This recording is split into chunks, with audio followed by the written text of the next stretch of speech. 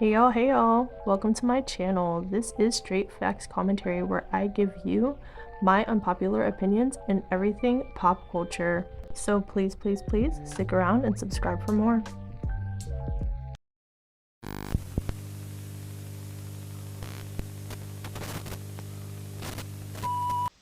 Hey y'all, I am back again with another video, and in today's video, you see the title, we are going to be talking about and reacting to and reviewing Ariana Grande's newest album, Eternal Sunshine, okay?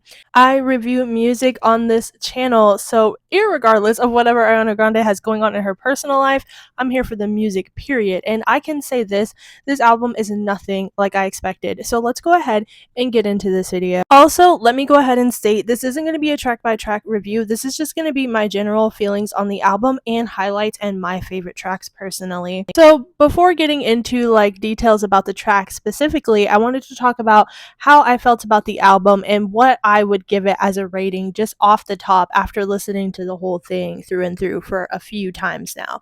First of all, it's a 5 out of 5 album, like 10 out of 10. I absolutely loved it. It was amazing and it completely surpassed my expectations for what I was thinking this album was going to be. It wasn't what I expected sonically at all, and I think that's what a lot of people thought because Ariana Grande, as we do know, released Yes and as a single, and it was like a house music inspired type of song, and literally no other song on the album sounded like Yes and that's really what I was expecting going into this album. So Yes and did end up growing on me after a few listens, so I actually adore the song, but house music isn't necessarily my favorite genre, so I wasn't too excited for the release of her album initially because I was just like, oh, it's gonna sound very like housey, house music inspired, and that's not really my go-to genre or music of choice. But it was giving R&B realness, some trap beats in there, some soft ballads, a little bit of electro, a little bit of like dream pop twinge. Like I'm so in love, and I thought I liked Positions, but this album by far is leagues and bounds better than Positions in my personal opinion, okay? It's genuinely one of her most mature and thorough bodies of work, and it's literally has no skips in my opinion. And I love a lot of Ariana Grande's previous work, but there has been like albums where I've skipped through plenty of songs to get to the songs I've liked, and this is just not the case for this album. I feel like it was mature, it was elevated, it was concise and to the point, it was cohesive, it was vulnerable. I loved it, and I honestly didn't have much hope for a lot of music coming out of 2024 because just musically, everybody has just pretty much been lackluster, but this totally revived my hope for 2024 musically. Hopefully, other artists are coming hard like this. So, let's go ahead and get into like my favorite tracks and some highlights for me. So, one of my favorite tracks, which is not really a track, but more of like, the intro, is the End of the World intro. It was so ominous, but light at the same time. I loved it. It definitely set the tone for the album. And I love those type of openers where there isn't anything. It might be like a little vocal moment, like a little monologue, or it might be just like a little audio without any words or something like that. It was perfect. It totally set up the album. My next favorite track or track I'd like to highlight is Bye. Oh my gosh, I loved Bye. I loved it. It was funky, it was spunky, it was a dance record. It was definitely feeling like a disco pop moment. I loved it. It felt very like old school but modern at the same time. Oh, I love when artists can do that. I love when they can use like kind of an old school approach, an old sample or an old style beat, but make it sound modern and fresh. And oh, they did that immaculately. Um, so Bye is amazing. I think it would have been perfect as a single. I know Yes and is the only single, which makes me sad because there are so many good songs on this album that could be singles. It's crazy. It's crazy. But anyway, the next song I wanted to highlight also was Don't Want to Break Up Again.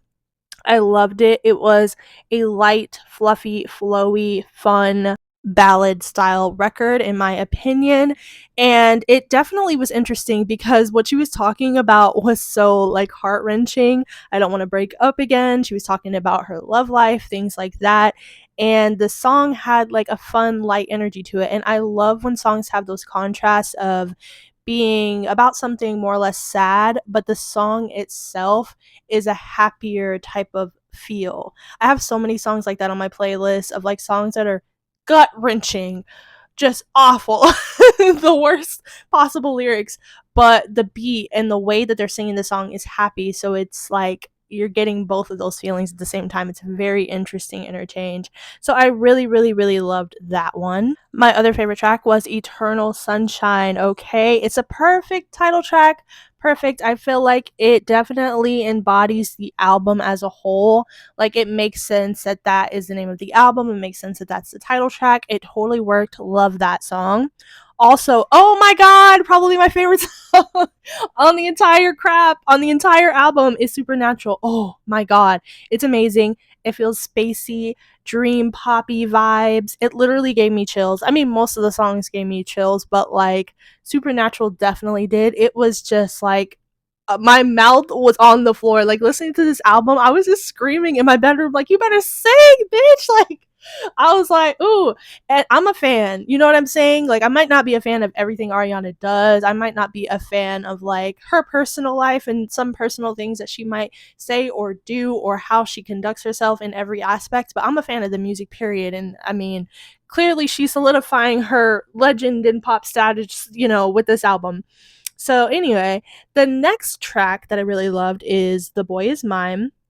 And that took in for, well, it's not The Boy Is Mine, it's Boy Is Mine. Um and it took inspiration from The Boy Is Mine by Brandy. Love that. Iconic, truly iconic full circle moment for like R&B. So I really love that she, you know, paid tribute to that with this type of a record. Yeah, so let me know what you guys thought about that song. And then also next is Yes and. I did talk about this a little bit in the beginning, but like I said, I actually did end up having Yes and grow on me. I didn't really like it at first. Like, when she first released it, I was like, eh. But after a few listens, hearing it on the radio and stuff like that, it grew on me. It really, really did. So I really love Yes and. I still be streaming that. Okay. And then let's see. And then the last song that was my very favorite too was We Can't Be Friends. I love the subtle hyperpop influences with it. I love the softness. I just love this entire the whole project just flows together. It flows. Oh my god. And like, I want Ariana Grande to go on tour so bad with this album.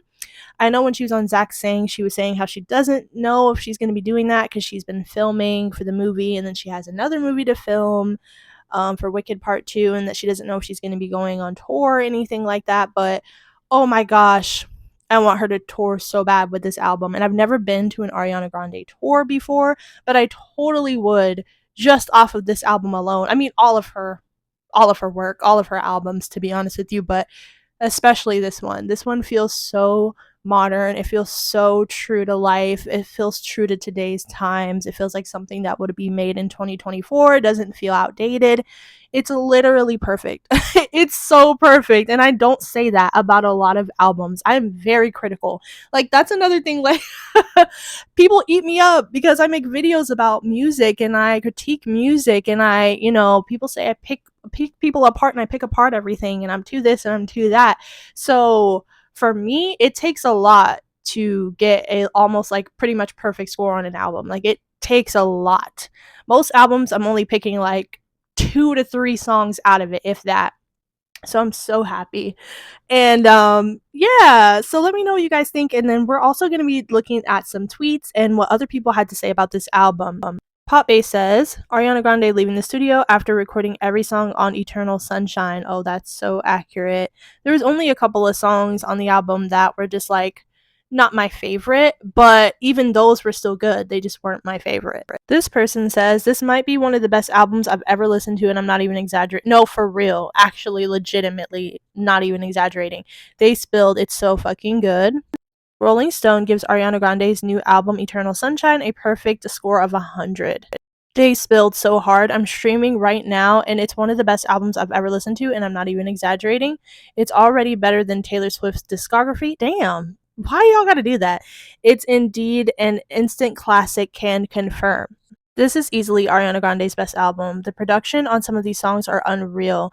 The Boy Is Mine will be a hit. No, the production. I didn't even get onto the production like that. The production, how some of the songs, like, it'll like slow down some words, and how there'll be like little glitches in the song, but purposeful ones, and like, oh, it's literally an exhilarating thing to listen to.